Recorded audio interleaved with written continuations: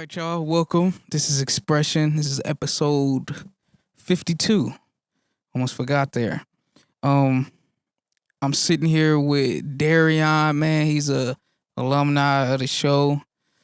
Kill it every time he done the elements of Xpression. When we did a live set up there out in Euclid. But he's sitting here in the studio. Just got done jamming out. The performance was dope. Appreciate you, sir. Always killing it, I would say one take, Jake, but we had to get that second one in. Just it wasn't even really like we needed it. It was just for a little comfort. It's safety, yeah. A little safety net. Just safety net. Oh, that's what's up, man. How you feeling though? I'm cool. I'm real cool. Yeah. We're gonna get right into it, man. What I always notice about, and we was just talking about this as far as freestyling versus writing, I notice, your pen game is up there. And I like Thank it. you. So I'm like, I just curious like your writing process. What's your writing process like? Man, how much time we got? Not all the time in the world, but we got some time. So the way I kind of break it down in my mind is throughout the day, as I'm doing whatever it is I'm doing, whether it's going to work or visiting family, whatever it is, I kind of keep in mind what's happening. Like it could be something as I hear somebody arguing, somebody crack a joke, somebody's telling a story, whatever the case may be. Yeah. And it's got to the point now to where it's like a reflex where it's like, ooh, I can make a song about that, or I can write a verse about that, or I can come up with a line and make that do that. So right, just the excitement of creating. Yeah, so throughout the day, I just kind of keep flexing that muscle, and then when it comes time to be like in the studio and I'm picking beats or whatever the case may be, I try to match that up with whatever vibe I'm in that particular time. Lately, because it's been kind of hard to translate that over, Yeah. I literally go in the studio and just sit for about 30 minutes, play music, put like an Apple favorites playlist on, grab a notebook, and then just start writing whatever. Just keep writing. And then if I get a song out of it, cool. If not, hey, I just had a little bit of fun writing. That's cool though. I kind of, just as far as like me writing too, like I usually use me driving as like inspiration. Yeah. Cause I'm seeing stuff. Yes. Like a mile a minute.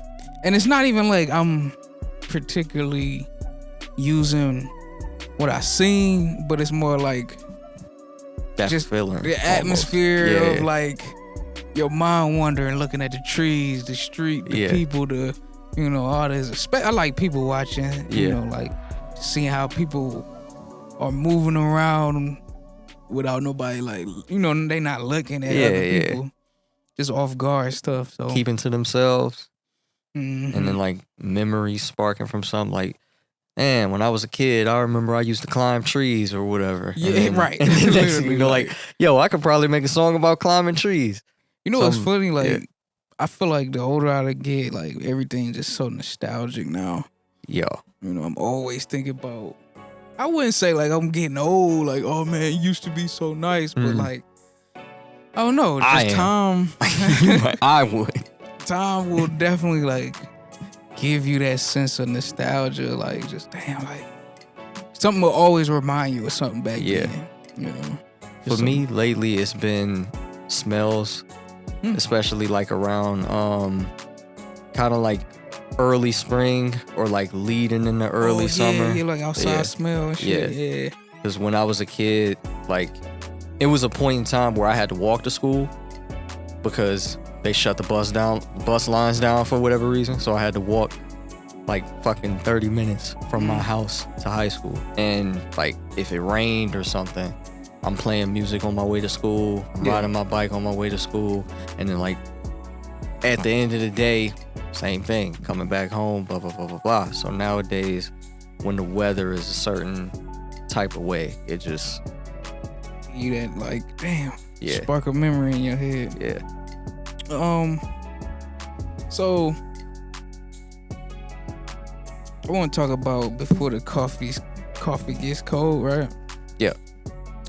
Did a 2-part series to that. Yeah.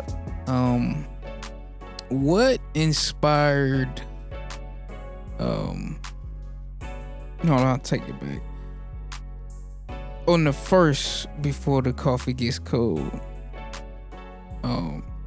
how did that Mick Jenkins feature come about? So, long story less long, on Twitter or X, whatever you want to call it. Right. He basically posted, "Yo, I'm doing features for cheap." Now you think big name artists or whatever, what's cheap? Cheap for him was $1,000. So Yeah. me and I mean, if you think like, for him it might be cheap, I guess. I mean, for a lot of motherfuckers, that's probably cheap though on that status. Yeah. You know. Not when you just getting out of college. Yeah, it's not cheap to us. Yeah. Hell no. Yeah. But either way, managed to come up with the money, sent it to him. It was originally on a different beat with different verses from me. One thing led to another. Time passed. We had to switch the beat. And since we switched the beat, I switched my verse. But, yeah, that's pretty much it. It wasn't no like grand story or nothing like that. I'm happy I got it. I'm glad that I got it. And I'm glad that I could say like, yo, one of my favorite artists, one of my favorite rappers, whatever, somebody that got a feature. Yeah, influenced me heavily is a feature on one of my projects. Even if I never meet him, never see him again, because I did see him live one time, that's there. You can go and find that. That's dope, man. Like, that's the power of like the future, man. Like the fact that you can, in digital, like you can just send these tracks and you can get one of your favorite artists on your track, you know, and pay a low monthly fee of $1,000. Pay some rent with that joint. Yeah, for sure. But hey, man, you got it on there though. Yeah. He could have declined it. He could have. You know what I'm saying? So that's the good part, you know. And all the respect in the world to him for that, because some people do not care about smaller artists, local artists, whatever. Right. An artist that sent them something on Twitter.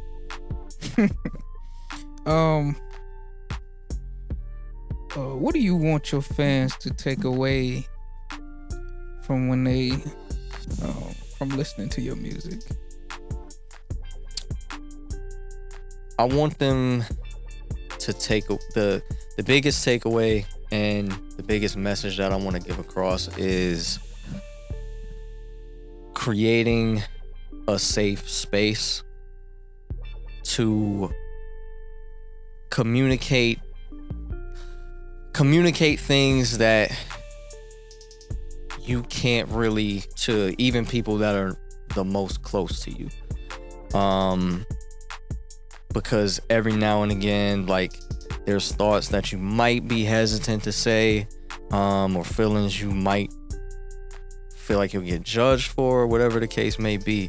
But a lot of times I feel like that just comes from people not really fleshing it out in their minds, not really like sitting with their thoughts and thinking, okay, this is my problem, this is how I feel, why do I feel this way? And when it comes to my music and what I try to do, I try to break down that why. So if you're listening, or if it's just me and you having a conversation, we're getting to the bottom of it and you don't feel as vulnerable. Because we're getting to the point. We're not trying to break down any barriers. We're not trying to get over any anxieties or fears or whatever. Because we already know what the problem is. We just not talking about it. Right, not expressing it. Yeah. I do notice that about your music. Like even the second before the coffee gets cold. Like I said, I like the second one better because same here. Even you describing like what you want people to take away, I took that away with like you saying some very vulnerable stuff that people can relate to. Yeah. You know what I'm saying? Based on their lives and stuff, and you just kind of go on a journey with them. Yeah. You know, type of thing. Cause that's when I listen to your shit. It's like I feel like I'm on a journey. You know, whether that be like from start to end. You know, type thing. Cause like obviously, the first Before the Coffee Gets Cold is based on you just getting in line. And that's based on like food. True situation. Like at that particular time, I was going to coffee shops to write. Maybe not music necessarily, but just writing in general. I was doing that for maybe like a year and a half. And it just kind of clicked like, okay, this is what I've been doing. And going back to projects like Art for the Artist, that kind of came about because I was starting to perform more and noticed that the only people that was paying attention to me performing was the artist. So it was like, okay, the premise of Before the Coffee's Cold actually came from a book that somebody I know found. And it kind of lined up with what I was thinking at the time, which is basically say whatever you want to say, do whatever you want to do before time runs out, before the coffee's cold, essentially. So we sit down, we go in this coffee shop, especially with the first one, because it's a little shorter. You at the coffee shop, you sit down, you sit across from me, and I'm telling you this, I'm telling you that, I'm telling you this, I'm telling you that. In a short amount of time, I'm getting all of this off before we leave here and go back to work or school or whatever the case may be. And just that pause in time. Yeah. You know, and for the second one, I just wanted to extend it just a little bit more and get a little bit more specific with stuff. That's what I say. I feel like the second one was more in depth. Yeah. Of, like the message. Yeah. You know, almost like a therapy session. Yeah. In a way. Yeah. Bury Me Alive, or is that what it's called? Bury Me Alive. Describe that video to us. And the making of it, like, you know, all the like how it got you came about. So the song "Bury Me Alive," that particular song, I wanted that to be like the line in the sand. Every song that came before that goes straight to this. This is what all of this means. So when it comes to Before the Coffee's Cold 2, to me, the most important song is Bury Me Alive. So when it came to the Comfortable video, I wanted to kind of highlight the project in and of itself, but still make a video specific for that song. So I took that premise, Bury Me Alive, asking questions, who's burying you, why, etc., etc. And I put it over one of the most confident, braggadocious, in-your-face song on there. I'm cussing the most. Talking about being better than this, that, and the third. And personally, it's one of my favorite choruses on there. So I was like really proud of that song, and I wanted this highly emotional connection to the project to be behind this like very arrogant song.